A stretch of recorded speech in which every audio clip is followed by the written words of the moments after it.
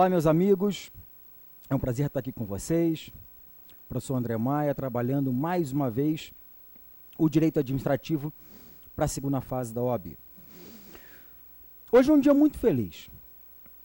Tivemos uma prova de segunda fase, tanto administrativa quanto constitucional, que são as duas segundas fases com as quais eu e toda a equipe do curso Aprovaram trabalhamos. Provas bem tranquilas, identificação de peça bem tranquilo, conteúdo a ser discutido bem tranquilo e questões maravilhosamente surpreendentes. Notadamente no direito administrativo, regra geral, a FGV trabalha com uma questão fácil, duas questões razoáveis e uma questão um pouquinho mais difícil. O nosso caso aqui, no meu sentir, olhando a prova e recebendo retorno de diversos alunos e ex-alunos, é que as questões foram tranquilas para grande parte. Uma eventual outra maior dificuldade na pesquisa, na busca dos artigos, mas questões de interpretação bem direta, bem rápida, procura na legislação, apresentar a resposta. Talvez uma com argumentação mais teórico-doutrinária poderia eventualmente te causar um pouco menos de conforto. Mas, no geral, foi uma prova muito boa, justa, tranquila, como a FGV tem que fazer sempre em relação a vocês examinandos. Vamos lá. Começar com a peça prático-profissional. João, ao retornar de um doutorado no exterior, é surpreendido com a presença de equipamentos e maquinário do Estado X em imóvel de sua propriedade. E que, segundo informação do engenheiro responsável pela obra, o referido imóvel estava sem uso há 3 anos e meio e, por essa razão, teria sido escolhido para a construção de uma estação no metrô local. Inconformado com a situação, João ingressa com a ação de desapropriação indireta, nome dado pela questão, perante o juízo fazendário do Estado X. Tendo obtido sentença de total improcedência em primeiro grau de jurisdição, sob os seguintes fundamentos: impossibilidade de reivindicação do bem, assim como da pretensão à reparação financeira, em decorrência da supremacia do interesse público sobre o privado. Transcurso de mais de 3 anos entre a ocupação do imóvel e a propositura da ação, ensejando a prescrição de eventual pleito indenizatório. Subutilização do imóvel por parte de João, justificando a referida medida de política urbana estadual estabelecida. Como advogado ou advogada de João, você, considerando que a sentença não padece de qualquer omissão, contradição ou obscuridade, olha que maravilha, elabore a peça adequada à defesa dos interesses do seu cliente, apresentando os argumentos, os fundamentos jurídicos aplicáveis ao caso. Olha, de forma bem tranquila no raciocínio. Vamos aqui olhar a questão. Nós temos a seguinte situação. Aqui está o imóvel do João, casa do João, e João viaja, ficando fora por 3 anos e meio, e quando volta de viagem, ele encontra o Estado X instalado aqui, o Estado instalado em sua casa, realizando obras para a construção do metrô. João, inconformado, toma uma medida contra isso. Primeira coisa, o que aconteceu com o João? Ora, se João viaja, ao voltar para casa não encontra mais a casa dele, porque aquilo é um metrô, passa a ser um bem público do Estado X. Então, se não é mais do João, o que o João vai fazer com aquilo que tomaram dele? Como a gente sempre conversa na hora do tema intervenção do Estado na propriedade, pode ser que o Estado ameace entrar na propriedade do particular.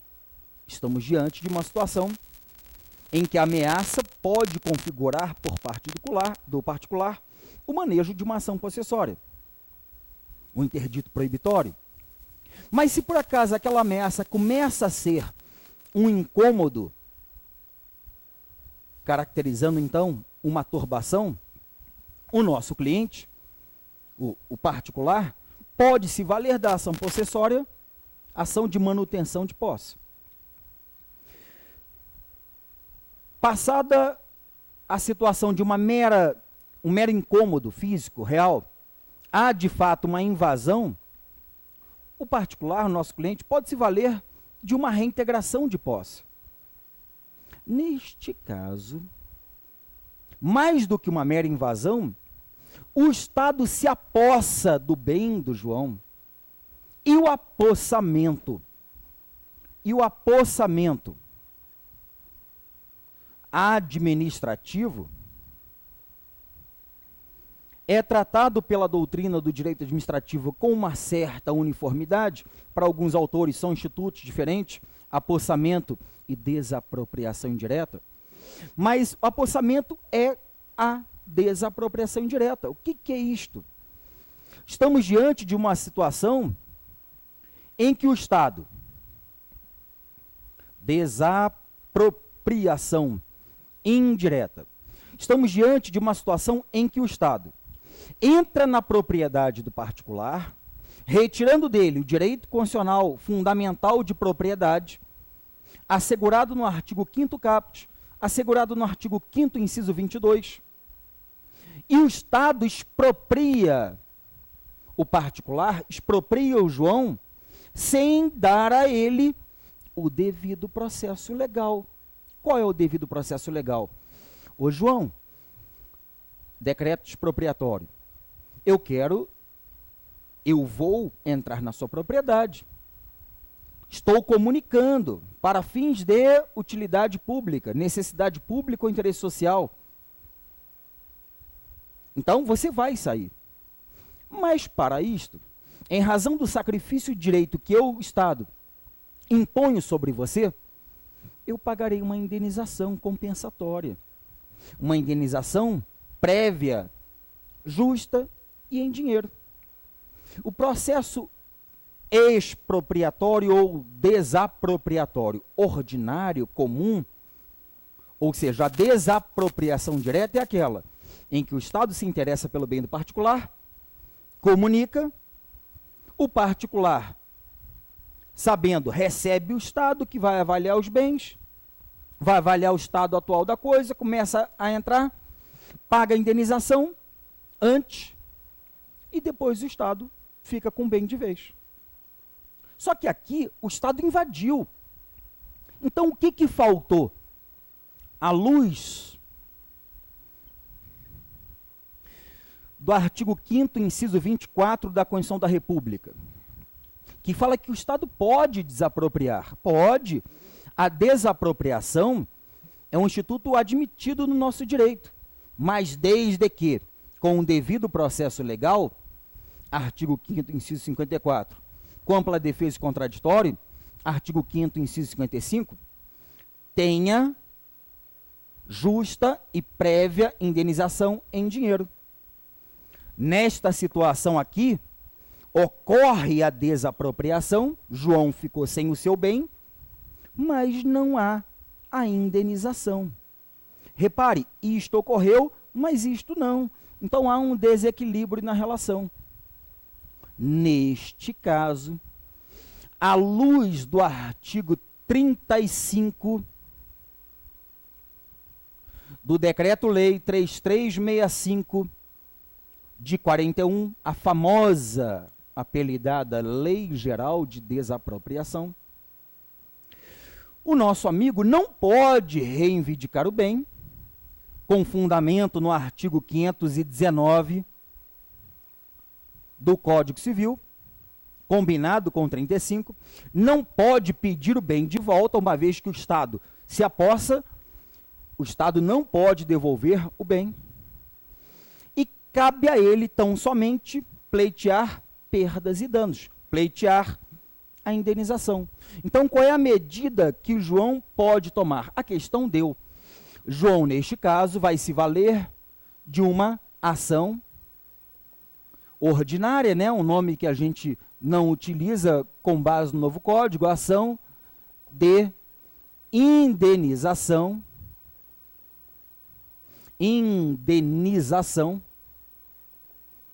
por desapropriação indireta.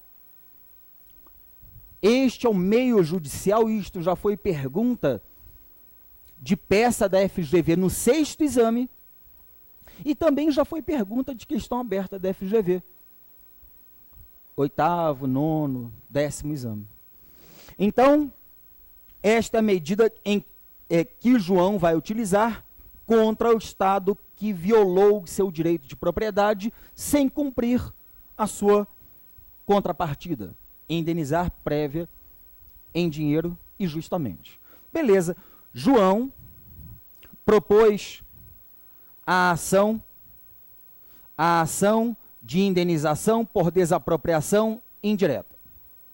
João propôs a ação de indenização por desapropriação indireta pelo rito ordinário do artigo 319 e seguinte do CPC, combinado com o artigo 35 do Decreto-Lei 3365 de 41. A ação foi proposta em desfavor do Estado invasor, Estado X.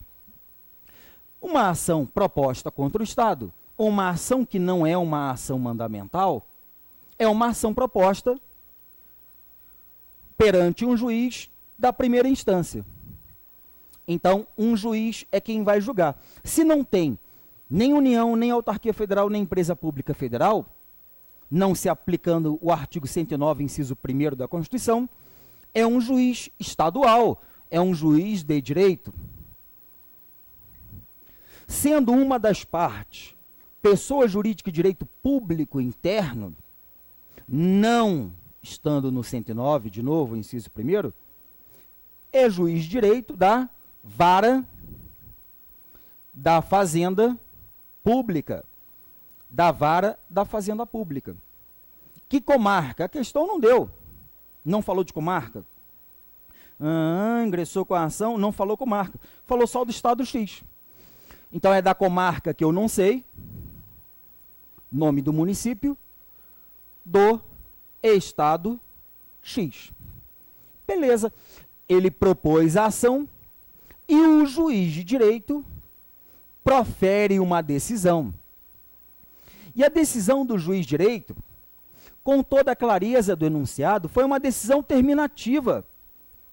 Foi uma decisão encerrando o processo, inclusive terminativa, decisão julgando o mérito, extinguindo com resolução de mérito. E a decisão terminativa produzida por um juiz de primeira instância é uma sentença. E a questão deixou bem claro, foi uma sentença de total improcedência. Ou seja, João, autor, perde na ação proposta contra o réu Estado. Qual é o meio constitucional cabível para combater esta decisão? Perdão, qual é o meio processual cabível? Foi esta a pergunta da prova. Qual é a peça que cabe aqui? Como advogado de João, considerando que a sentença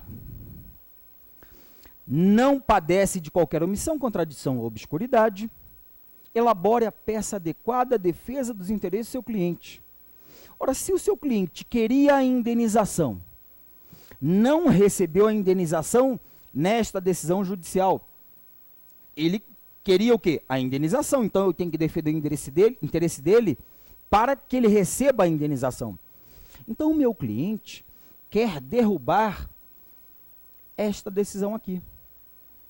E como nós vimos na aula de recursos, naquele aulão Desmistificando Recursos, contra a sentença, nós podemos utilizar os embargos declaratórios. Mas olha que coisa fantástica. A questão, a sentença não padece de qualquer omissão, contradição ou obscuridade. Então, ainda que não falasse, a gente ia descartar os embargos declaratórios. Mas a questão veio aqui e derrubou de vez. Não cabem os embargos declaratórios. Não é o caso deles. Bacana. Contra a sentença, eu ainda posso me valer da apelação, que na forma do artigo 1009 do CPC, do 1009 ao 1014 do CPC, a apelação é o recurso cabível contra a sentença, ou para anular, ou para reformar. E ainda posso me valer do recurso ordinário constitucional. Só que o recurso ordinário constitucional contra a sentença é específico para decisões de juiz federal. E não é o caso, aqui é um juiz de direito. Juiz federal nas hipóteses do 109, inciso 2º e 4º, combinado com o artigo 105, inciso 2º, a linha C, ou 112, inciso 2º, a linha B. Não é caso de RO, porque não é caso do 109 da Constituição. Cabem outros recursos em outras áreas que não administrativa constitucional, que andam juntas. Não nos interessa recursos ligados a outras áreas. Então, o recurso que cabe indiscutivelmente é a apelação. Bacana. Quando eu apresento o recurso de apelação, ele se dá em razão de uma decisão proferida por um juiz. O juiz profere uma sentença. A parte inconformada recorre com o recurso à apelação, e este recurso à apelação será julgado pelo órgão jurisdicional imediatamente superior ao juiz. No caso, se é um juiz de direito, juiz estadual, o órgão aqui é o Tribunal de Justiça do Estado X. Então, a nossa apelação será interposta perante o juízo que proferiu a decisão. Juízo ACO, juízo de origem, para ser julgada, remetida e admitida, provida lá, no juízo a de quem? No juízo competente para as razões recursais. Então, a nossa apelação é um recurso simples, feito em 2 petições, endereçada na petição de interposição para o juiz, conforme a própria questão deu, com as razões para o tribunal. Compreendido até aqui, eu acho que eu consegui ser um pouquinho claro. Qualquer coisa, volta e confere. Continuando o raciocínio da nossa apelação neste caso, a apelação na petição de interposição será endereçamento para o excelentíssimo senhor, doutor, juiz de direito da Pontinhos, Vara da Fazenda Pública, ou, se você adotou o nome na questão Vara Fazendária, Vara da Fazenda Pública, da comarca, 3 pontinhos, do Estado X. Este é o nosso endereçamento. A apelação tem como recorrente o seu cliente, que é o João, que te procurou para tomar medida contra aquela decisão, sentença. Então, João, apelante, recorrente, João. E na forma do CPC, artigo 1010, inciso 1º, você vai qualificar o apelante de forma completa. Nacionalidade, profissão, estado civil, aquilo tudo que a gente treinou 100.000 vezes. Qualificado João, vem interpor apelação contra a decisão, sentença, proferida nos autos da ação de indenização por desapropriação indireta, que move contra apelado. O Estado X. E aí você, na forma do 1010, 1 do CPC, também faz a qualificação completa do Estado X. Pessoa jurídica de direito público interno, CNPJ, endereço eletrônico, com sede, representante legal e advogado. Com fundamento. Qual é o fundamento jurídico da apelação? Fundamento legal da apelação. Ora, fundamento legal da apelação são os artigos 1009 a 1014 do Código de Processo Civil, básico, porque a apelação ela não tem previsão na Constituição. E não tem previsão expressa da apelação na legislação questionada, que é o Decreto-Lei 3365. Então, está aqui, fundamento, com fulcro, com spec, nos artigos tais. E aí você faz, na petição de interposição, aqueles requerimentos que nós sabemos. Requer que o presente recurso seja recebido aqui no juízo de origem e remetido para o juízo ad quem? E remetido para o juízo competente. Para o juízo competente fazer a admissibilidade, para o juízo de admissibilidade, que agora, com base no novo CPC, ocorre lá, e para que ele analise as razões recursais. Que o presente recurso seja recebido no duplo efeito, ou seja, no efeito devolutivo e no efeito suspensivo, que seja dada ciência ao apelado para que ele apresente contra-razões no prazo legal, que seja juntado o comprovante de pagamento das custas recursais, no caso do preparo, conforme manda o artigo 1007 do CPC, juntado o comprovante de pagamento do preparo, bem como o porte de remessa e de retorno, e que seja intimado o Ministério Público. Nesses termos, pede deferimento, local e data, advogado OAB. Aí eu faço a minha petição de razões recursais, petição de razões de apelação. Minha petição de razões recursais, eu colocarei o endereçamento para, se foi, vem comigo, produção, juiz quem decidiu, é o TJ, juiz quem decidiu a ação inicial, será o TJ quem decidirá o recurso. Então, endereçamento para o TJ. A gente coloca ao egrégio Tribunal de Justiça do Estado X. Autos, número, apelante, apelado, razões recursais. 1. Do cabimento. Qual é o cabimento da apelação? A presente apelação é cabível nos termos dos artigos tais para reformar, se for erro injudicando, ou anular, se for erro improcedendo. Como no meu caso, o meu cliente quer que o tribunal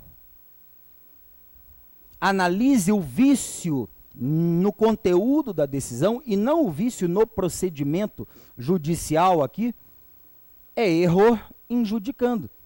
Então, cabimento.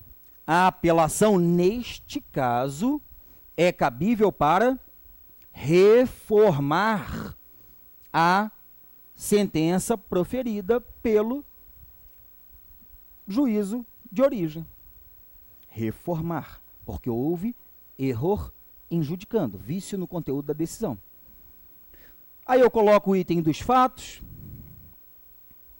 coloco o item do direito. Bom, essa parte do direito, eu acredito que quando sair o espelho de resposta com os itens pontuados, isso vai se dar só com a publicação do resultado final antes da fase recursal, eles vão pontuar o que a própria questão alegou em relação à decisão do juiz.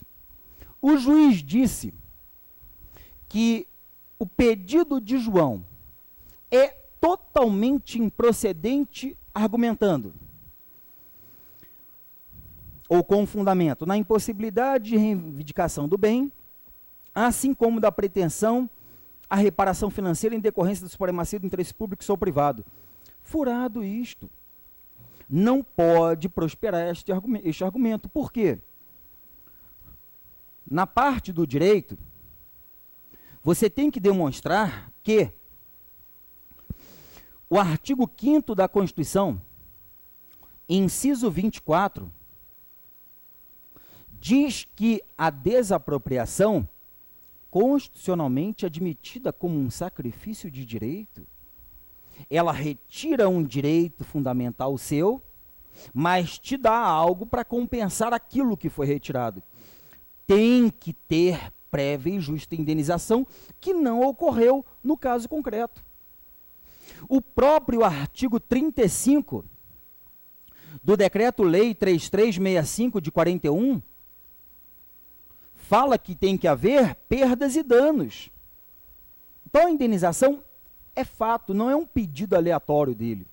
A indenização é devida por ordem legal, ordem normativa.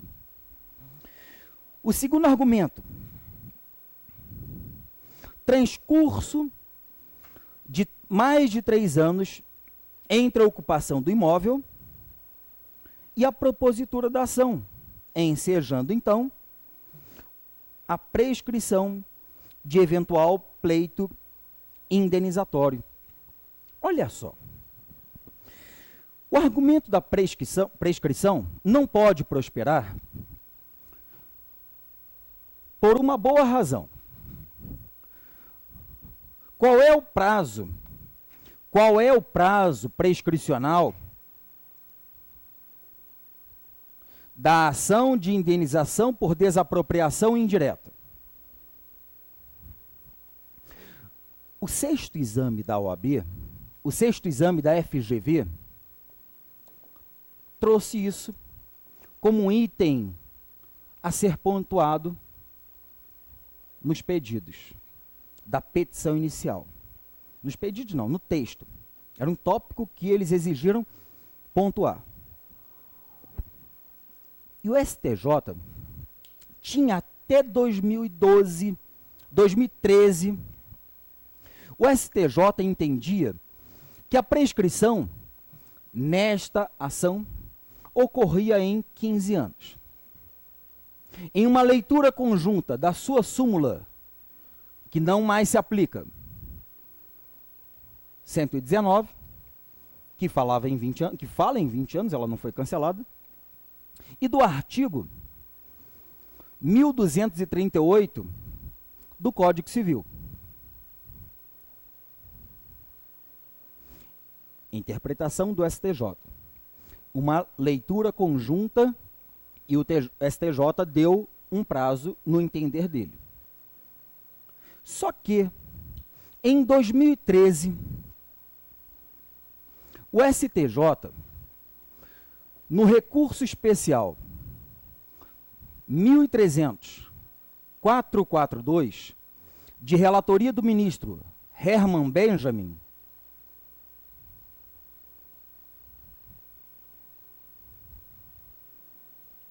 passou a entender que, na leitura conjunta da súmula 119 e o 1238, parágrafo único, o prazo prescricional passa a ser de 10 anos para o pleito indenizatório em relação à desapropriação indireta.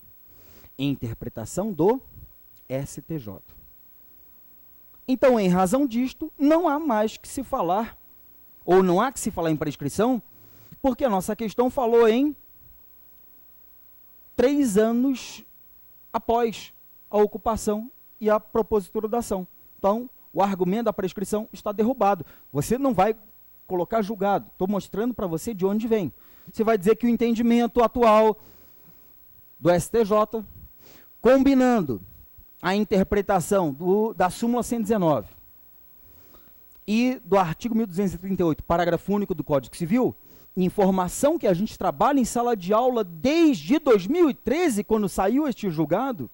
Então, todos vocês sabem disto. A ação não está prescrita. Derrubamos mais um argumento do juiz, da sentença dele. E o terceiro argumento é a subutilização do imóvel por parte de João, justificando a referida medida de política urbana estadual estabelecida. Eu pergunto a você, pode o poder público entender que o seu imóvel não está recebendo, na forma do artigo 5º, inciso 23, a devida função social, 5º, 23 da Constituição de 88, a devida função social? Pode.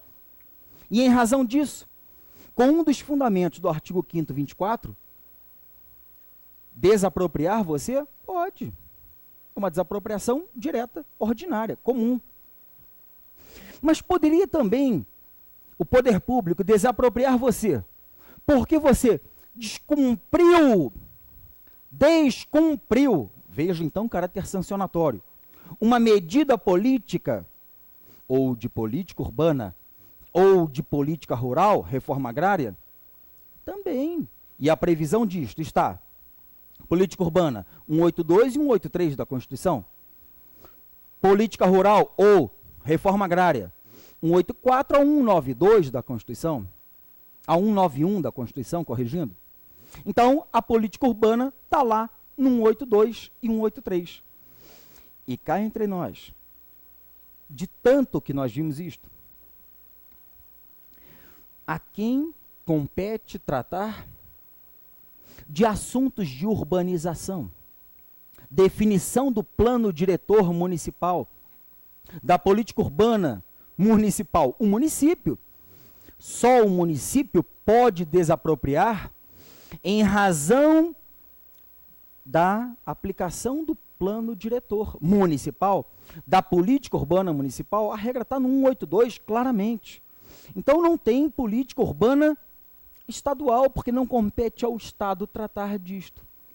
Mas um argumento refutado claramente por você na prova. Então repare que os argumentos da peça, todos plenamente palpáveis, porque todos trabalhados em sala de aula. Nós vimos questões comentando, analisamos provas anteriores. E por fim, a nossa petição de razões vai ter o pedido final. Qual é o pedido final da nossa petição de razões de recurso? Antes do pedido final, eu falei que a petição da apelação teria duplo efeito. Então, eu tenho que falar do efeito suspensivo, né? O efeito suspensivo da nossa apelação vai ter o tópico próprio da tutela de urgência, em que eu farei mencionar o artigo 995 do CPC,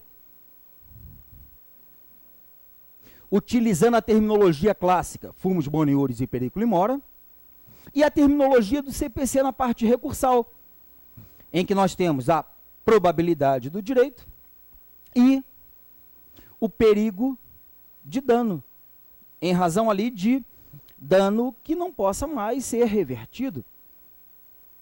Então, nós temos que cumprir este requisito. Se eu pedir efeito suspensivo, eu tenho que mostrar a necessidade do efeito suspensivo da decisão proferida, guerreada. E aí vem os pedidos finais. O nosso item quinto, né, aqui foi o quarto. O item quinto da petição de razões, pedidos finais. Diante do exposto, requer que concessão do efeito suspensivo para plá, plá, plá, até a decisão final.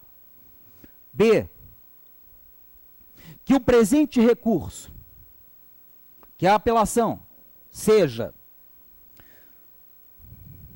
recebido por este tribunal, admitido,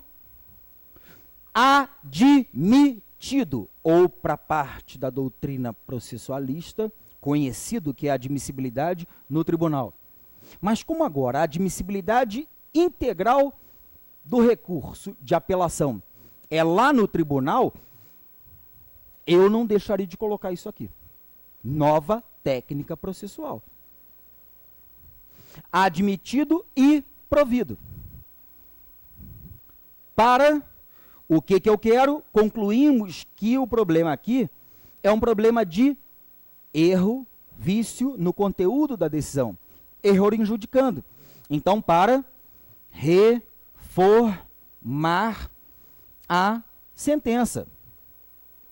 Beleza, basta dizer isso? Não. O tribunal reforme a sentença do juiz, e se você é quem vai reformar, você é quem vai proferir a nova decisão, porque se fosse anulação, eu ia pedir para o tribunal anular e devolver para o juiz o ACO, proferir nova decisão. Mas como é reforma, é ele quem decide. E qual foi o pedido original que foi negado e gerou recurso? Indenização. Então, para reformar a sentença e condenar o apelado, que é o Estado X, a pagar a indenização, perdas e danos, confirmando o efeito suspensivo, a liminar. E C, condenação do recorrido, condenação do apelado, no ônus da sucumbência recursal. É a nomenclatura técnica que a gente utiliza para falar condenação do apelado em custas e honorários advocatícios sucumbenciais. Pulou uma linha, nesses termos, pede deferimento, local e data, advogado, OAB. E aí você acabou a sua petição com aquele alívio no coração. Identifiquei a peça porque ela era inerrável. A identificação. Achei todo o argumento de direito necessário para derrubar aquela sentença. Estruturalmente, eu sabia tudo da apelação e de qualquer recurso, porque eu sei onde no vade-mecum tem os artigos necessários para isto, porque estão todos lá. Porque eu treinei muito, porque eu fui orientado, porque eu suei e encontrei a peça. Esperada ou não, encontrei a peça que eu sabia fazer. Então, eis o nosso recurso de apelação, eis nossa peça prático-profissional. Entendo que foi uma peça de fácil identificação e de argumentação. A estruturação nem falo, porque a estruturação é sempre simples. Mas de argumentação jurídica, bem legal, não se preocupando em colocar julgado. O julgado foi só para te explicar, te mostrar de onde veio aquilo, né? E não simplesmente, o prazo é 10 anos. Mas a argumentação toda que você já conhecia, plenamente palpável para colocar na prova. Beleza? Então eu tenho certeza absoluta de que você fez uma excelente peça de ADM deste nosso 20º exame da OAB unificado realizado pela FGV. Estamos aqui no curso Aprovarem.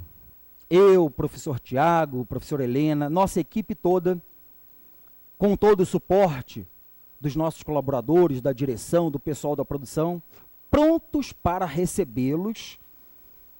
E nós temos presença aí nas redes sociais, presença nos vários grupos de WhatsApp, de ADM, que nós fazemos parte e colaboramos, ajudamos de coração todos os alunos, nossos ou não, mas alunos queridos. E se for o caso de trabalharmos algum eventual recurso por alguma pontuação que você não recebeu indevida, eu acredito que a FGV vai ser muito justa com você e não vai fazer isso, mas caso necessário, todos vocês, nossos alunos do Aprovário, tanto os presenciais quanto os online, que nos honraram com confiança, participação, carinho e comprometimento, nós nos colocamos à disposição para elaborar o recurso de vocês. Redigiremos o recurso de cada um de nossos alunos do Aprovário. Beleza? E, obviamente, orientaremos, ajudaremos eventuais necessidades recursais, mas eu tenho certeza absoluta de que não haverá problema nenhum aqui nesse sentido. No mais, conte comigo, professor André Maia, com o professor Tiago, com toda a equipe do Aprovário, e estamos ao dispor de vocês. Sucesso nessa jornada, um grande abraço, até a correção das questões.